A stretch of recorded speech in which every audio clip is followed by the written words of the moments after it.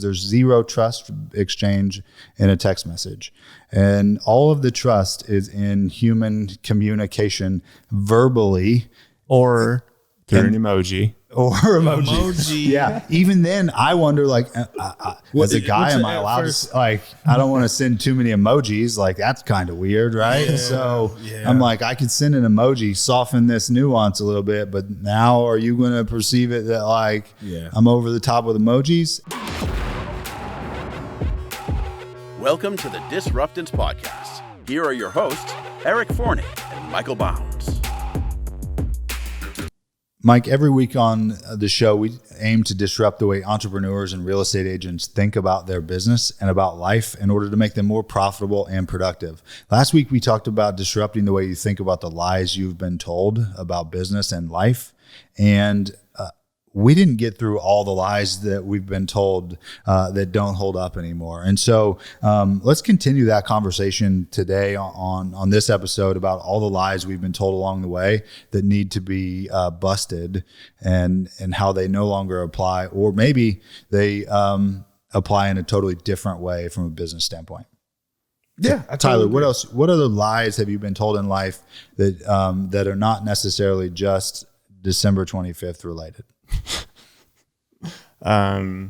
Well, I would like to first state, Easter's around the corner. So, the bunny will not come to your house. He'll come to mine though. Yeah.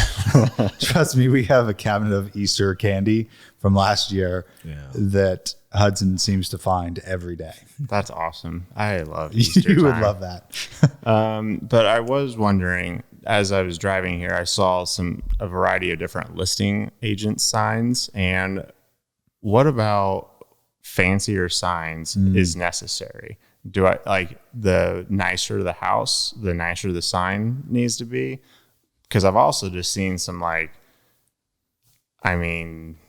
metal ones that look like they were like slapped together with clip art. Do listing signs matter? Are they like overrated or underrated? I believe there's like a standard, you don't want to go like Lowe's, there's a certain standard but it also depends. Like if you're doing more of a luxury product, you want to have a sign that kind of reflects that. But I have regular signs. I don't have the hologram. What is stuff. regular? Like I just have are they metal frame like the signs panel signs that you just get shove in the ground? Well, no, they hangs from the wood. Okay, so you got the upgrade. You don't have regular. You have a little extra bougie then. That sounds a little fancy. A little fancy. But so you've got a wood post or something? No, I don't have a wood post. I call a guy and he has a wood post. Okay, so there we go. So you got somebody else installing your signs on a wood post, making them look fancy. Okay, cool. So humble. That's just regular, I'm just paying third party for this. Yeah, I pay a third party to come in and make me look good. Yeah, because there's no way I see you. I guarantee you, there's no way my ass is getting out in the wintertime and digging a hole to put a post in for a for sale sign. So I'm with you. To me, it's more about leverage. It's more about I don't have time to go out. You don't have to maintain your signs. You don't have to warehouse them. You don't have to install them. You don't have to dig them up in the cold.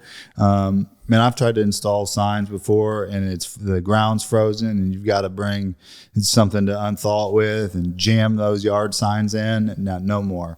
It's not even cost effective to do that. No. And when you think about the amount of time and money it takes to drive out and install your own sign, no way. I still am baffled that agents install their own signs. Yeah. To me, it is the most elementary thing on earth that you should never install your own sign. Waste of time, waste of money, and I'm with you 100%. However, listing signs don't matter. And the reason why they don't matter for sellers. Because the day of your mommy and your daddy getting in the car and driving around looking for houses and driving by a sign, gone. 96% of all buyers start their home search online, and that doesn't have anything to do with the listing sign. In fact, rules of the Board of Realtors can't even have a sign in the photo. So whether you have a sign in the photo or not in the photo doesn't really help. You know why I like listing signs?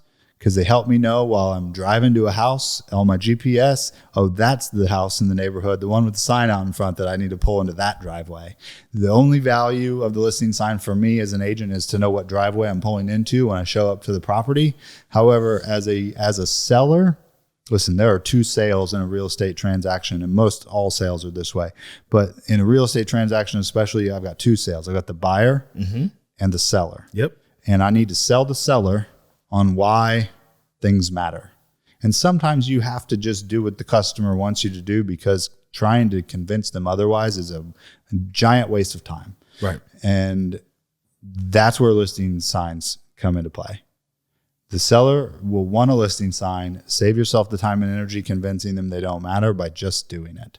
And then the buyer is the totally different sale. The house and the marketing sell, and the condition, the price, the marketing sell the house itself. The listing sign is for the seller. Right. To satisfy their perceived need. Now, as a business owner, don't get me wrong, I get a lot of business signs. And that's what I was going to say. You get sign calls. You'll get sign calls, but there's been times where I'll actually sell the house before the sign is even in, like, literally. Houses are selling so fast. Yeah. People are calling me for my sign call, and I'm like, I'm sorry, it's already sold, but I'll be more than happy to go out and show you something else. And that's where the value is on having a sign. So I guess I misunderstood the question. I thought it was like, do you want a fancy sign, or do you want like signs are really important. But whether or not it's like a super fancy sign or, a square, I just said mine's like a rectangle, but I do leverage it out. And so anyway. Man, here's the thing too, Mike, we're both in the agent development business, right. Really, like we both still are active in helping clients, transact real estate.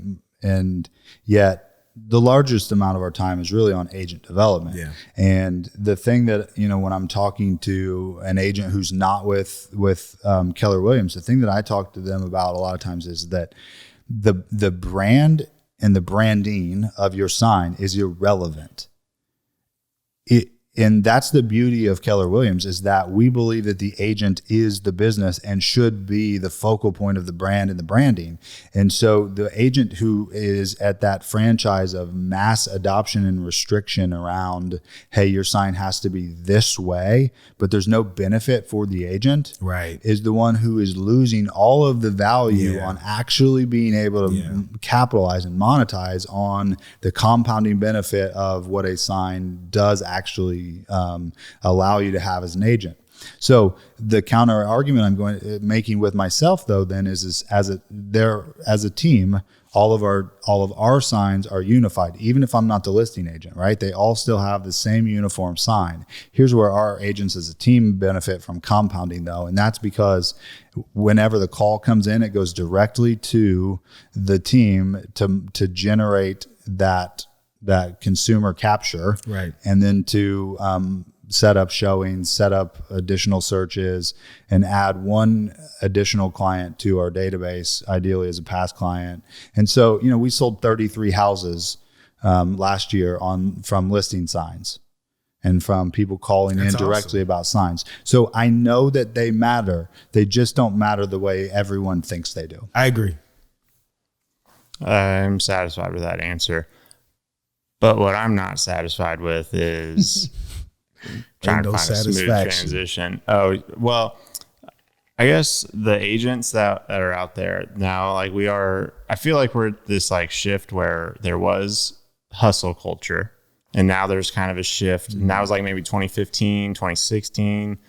And then now I feel like there's kind of like a tapering back of hustle culture to more mindfulness, balance. And I feel like last year definitely kind of forced that upon some people.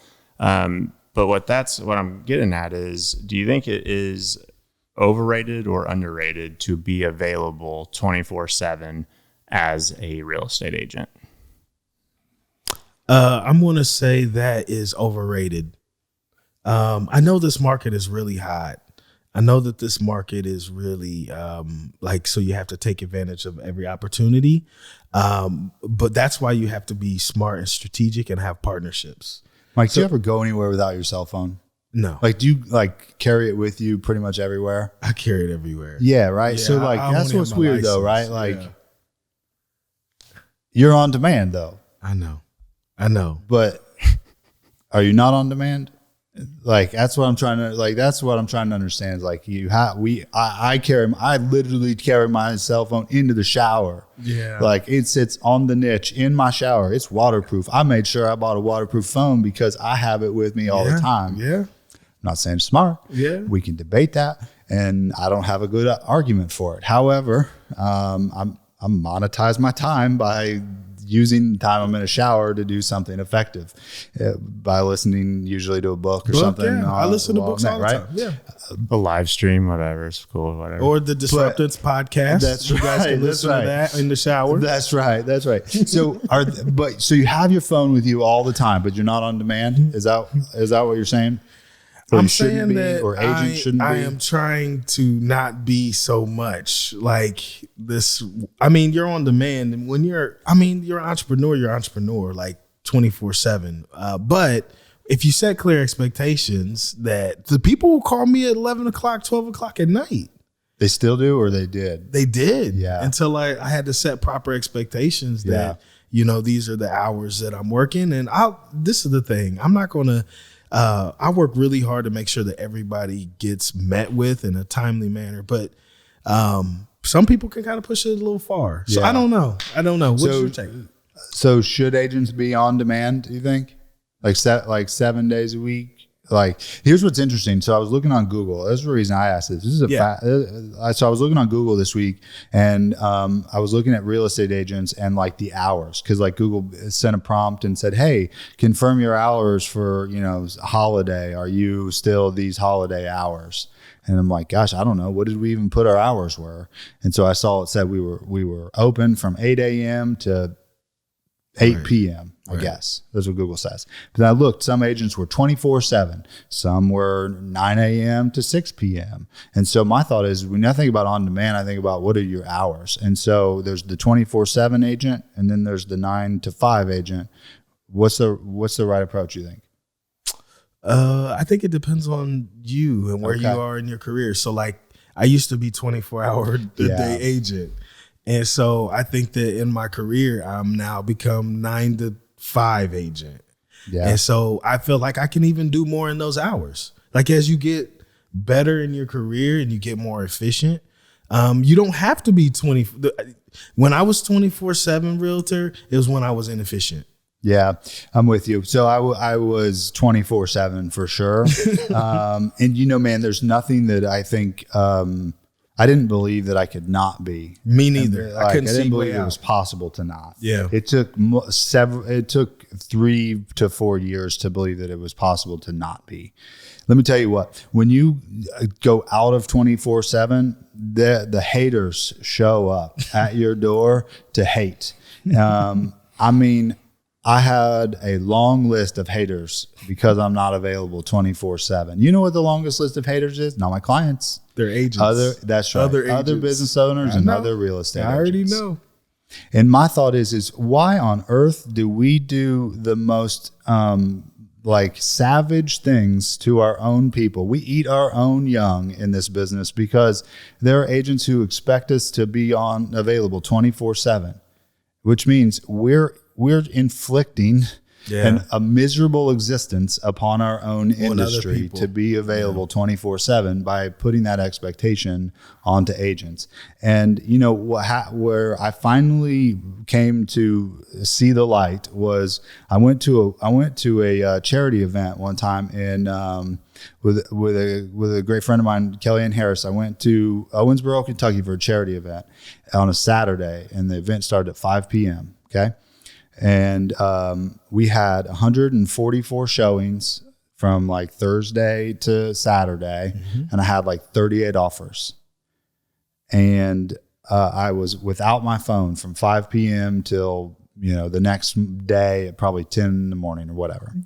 And man, the hate I got from agents during that brief period of time that I couldn't go to a charity event on a Saturday night without having my phone, despite the fact that there were 140 some people that needed something supposedly from me, was like, no, I'm not going to live like this. Yeah. It got me where I was. It won't get me to any actual way of living. And so I think it's insane that we inflict that sort of lifestyle onto our industry. And so what it really prompted me to do was think about, okay, if I want to run a business in an on-demand world where, listen, everything's on demand, right? We ordered Uber Eats last night at 9:00. So it's not as though I don't want on demand. Right. I do. I thought, though, how do I build a business that's not on demand all the time? And so the question I had to ask myself was, well, has anyone done that? Does it exist in the market today? And so what I realized is that I bought my house from HUD, and then I bought another one from Fannie Mae. Well, funny enough, nobody seems to be available at Fannie Mae at 7 p.m. to take my call. In fact, they're hardly available at 10 a.m. or 1 p.m. Right. And you know what? I still bought the damn house. Right. And so did apparently everyone else in this country that bought from an entity that was open from 9 a.m. to 5 p.m. They sold way more houses than I did. Right. So it has to be possible. The question is, am I committed to building the system that's required in order to make that happen?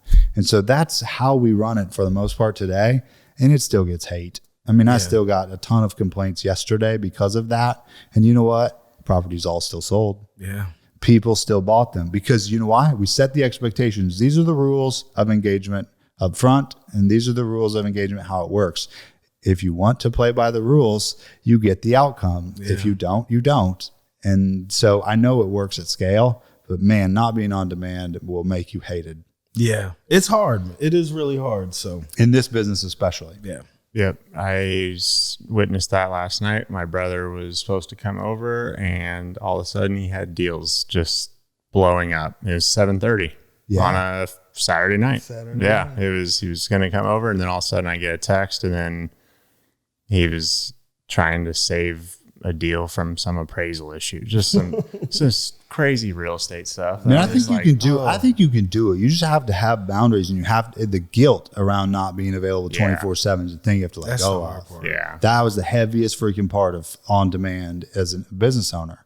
Yeah, I mean, dude, I was on a call 11:30 on Friday night talking about real estate.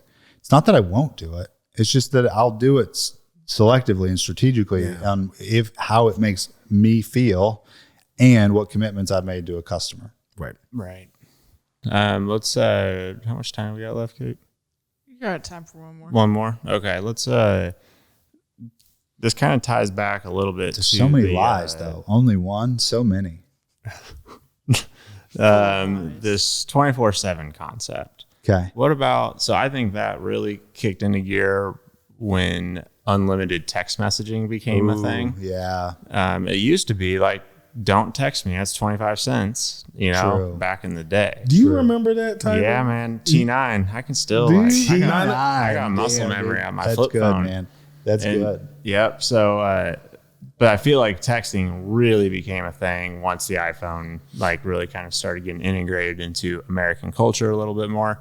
And then all the ways that you can kind of text somebody now. It's not just a text message. You can send them a DM on Facebook Messenger, on Instagram, literally any platform. I probably have 4 conversations with Eric on all these different platforms where we just send each other content. We're like, you see this? Do you see that? And we're like, some of it's on TikTok, some of it's on Facebook, some of it's on Instagram, some of it's on YouTube. And so what are your thoughts on text messaging as a real estate agent by utilizing text? Is texting, as a millennial, I'm like, yeah, I'd rather text somebody. Okay. But I also know the bennies of doing an old school phone call. So tell me, is text messaging overrated or underrated, and why? You want to go? No, you go for it. All right. I'll go. I'll get on one. Yeah, you know what? I'm gonna that's good. I want to go first because I'm kind of meh. Yeah. I'm kind of meh. I feel like Text message is like, it depends on the client, like what they're, how they want to be communicated to.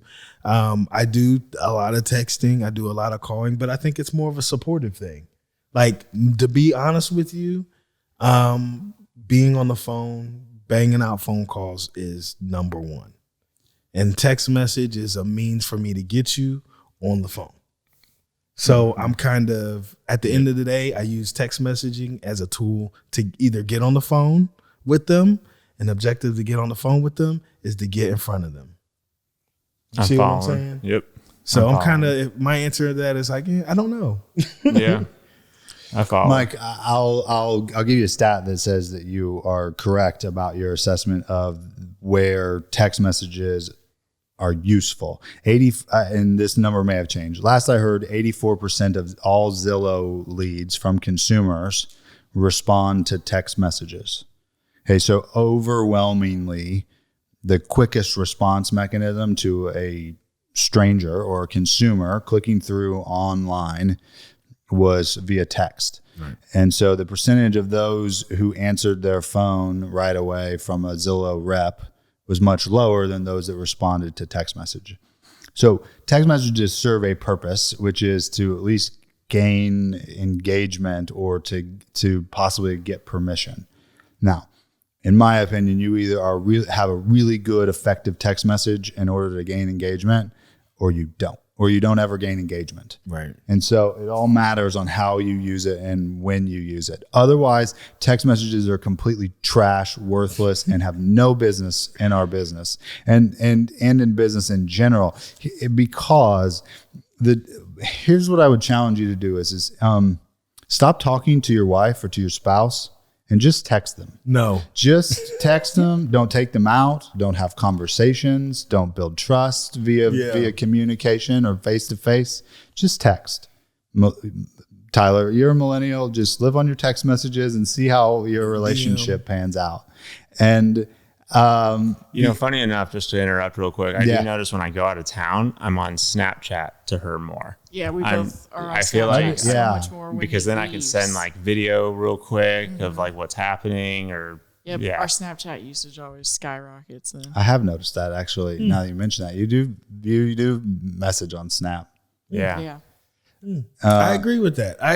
Your take is, I think we're saying the same thing. So text messages are garbage because they exchange nothing actually of trust. There is no trust exchange in a text message. There is merely information exchange in a text message. And most of it is poor. So unless we have actual data and understandable nuance via text message, it has no part in play in business. And that's because there's zero trust exchange in a text message. And all of the trust is in human communication verbally or through an emoji. Or emoji. Yeah. Even then, I wonder, like, as a guy, am I allowed to, like, I don't want to send too many emojis. Like, that's kind of weird, right? Yeah, so I'm like, I could send an emoji, soften this nuance a little bit, but now are you going to perceive it that, like, I'm over the top with emojis? It's way easier to just pick up the phone and have that conversation, hear that tonality, and actually exchange trust. And, I think about, too, with the Zoom versus in person. And, we're the evolution of Neanderthals, right? We're not nearly as sophisticated as we want to believe that we are. Right. And so we think we could do this Zoom trust concept. And the reality is that I can watch a video on YouTube from an event that I was at in person, and it is not the same event. Different. That's right. And what I heard in person and experienced and felt is not what I see on digital streaming. Yeah. Because there is something palpable about being in person at an event or being face to face with someone. I look forward to you guys coming here and actually like being here in person to hang out. We could jump on a phone call and have a great conversation, but it would be different than when we're all here, which is exponentially better than if we were on a text thread. Absolutely. So if you're still surviving on text message in your business, stop it. Pick up the phone and talk to other people. And then you don't even have, the only reason we're on demand is because of text messages. You're right. Because if you stop responding to people on text messages after a certain time of night, they actually stop trying to contact you after a certain time of night, and they stop trying to contact you via text message. Yeah. That could be a game any realtors can try out for us this week is if you get a text message after you are done working, try calling them immediately. Yeah. And then see if they answer. And then What do you think will happen? And then I don't think they'll answer. Yeah. Especially if you're working You're with like a saying millennial if the real client estate agent. texts you, you call them back. Yeah, Yeah. client The or client will other answer. real estate agent. Yeah. Because then it's like you're almost kind of challenging them. How important is this? Are you ready to have a phone call about it? Yeah. That's another level of commitment. That's a really good point. Because I would get people texting for listings at like 10 p.m. But Yeah. if I called them back, they probably would have been weirded out. Yeah. Yeah. Yeah. And one thing that texting versus calling, one thing that we've done with this market being so competitive is I've told the crew, stop texting these agents. If That's you're right. a buyer's That's agent, right. quit texting the other That's right. agent and say, hey, I'm going to send you an offer. Pick up the phone That's and right. call that agent Yeah. and say, hey, I'm sending you an offer. Yeah. And try to have a personal dialogue and conversation so you can customize that purchase agreement. Yeah, that's right. To what that seller's Not only that, wants. but remember, communication and exchange is trust. Yes. That agent already trusts you now because you Yeah. had that conversation. out of the 10 That's right. offers, only one person That's right. picked up had the wherewithal to pick Yeah. up the phone and call. Yeah. So guess what? Who's winning offers? That's right. Yep. Most people won't even call the other agent when they Nope. make an offer. Nope. I had 12 offers the other day on one listing, and the first day it was on the market, and only one of them did I talk to on the phone. Yeah. Yeah. Guess which one? Guess which one I went with? Yeah. the one that I talked to on the phone, because I was like, "Hey, you're not the best offer. Here's what it would have to look like in order to make it the best thing and everything the seller wants." Yep. That agent said, "Okay, cool. And he write gave you a what new the offer seller that looks just like what the seller wanted." And why are we so scared to talk to people? I don't know. But to me, that I noticed that though, I sound like an old man. Get off my lawn. But I don't it. It seems to progressively get worse and worse. And so, I think there's a huge increase by having phone conversations. We're losing the art. It's a skill set and we're losing That's it. right. In today's business environment, whether you're a contractor, whether you're a real estate agent, or a number of different things, the choices of business providers is limitless right now. Right. And the consumer has more money than ever because their money is worth less than ever, but they're spending it because no one's used to this, right? And so because of that, people throw money around at whomever, and so it's a competitive environment. And if I'm competing in our industry, I know I can stomp 99.9% of the competitors by having phone conversations and in-person appointments. That's it. Because it's a whole different trust exchange and credibility as soon as we can get face-to-face or we can get voice-to-voice. Yeah. Yeah. And so the person who's still trying to survive with the thumbs gets stomped out by someone who will go old school and trust. And that's what we were talking about, I guess, a couple of weeks ago when we were talking about the algorithms and Zillow. I mean, that is the part that that can't be replicated. And the top 20% have figured that out. I mean, that's why video builds trust, though, too. Video builds trust with the consumer. The way that TV, the way that the way that news media, or the way that morning DJs build trust with their audience, that has been given to those using social media right now, and actually capturing that benefit of having the video trust or all that. Absolutely. That's why I spend so much time doing it. Yeah. That's why we're doing this. Yeah. True. Yeah. So, all right. Well, I think we could talk a lot about lies for a while. I'm sure that we could find some other lies. Jesse Ventura. I think Jesse Ventura has a list of the 60 biggest lies in American history. But I'm sure there's we need to make a 60 lies of real estate, because there are way more than this. But if you are listening or watching, let us know what lies that you want us to possibly debunk or rate? I think taxes are one for me. We should have did open houses. Open houses, taxes. I think the lie of like Pins. that not paying taxes is a bad thing. I think the government doesn't want you to pay taxes, Mike. There I you feel go. like you're just set up our next episode. There it is. I don't think the government wants you to pay They taxes. wouldn't put That's them my loopholes thought. in there. That's right. Guess we know who's getting audited this year. Yeah. Those that get elected seem to pay the least in taxes, and I think there's a reason why. Yep.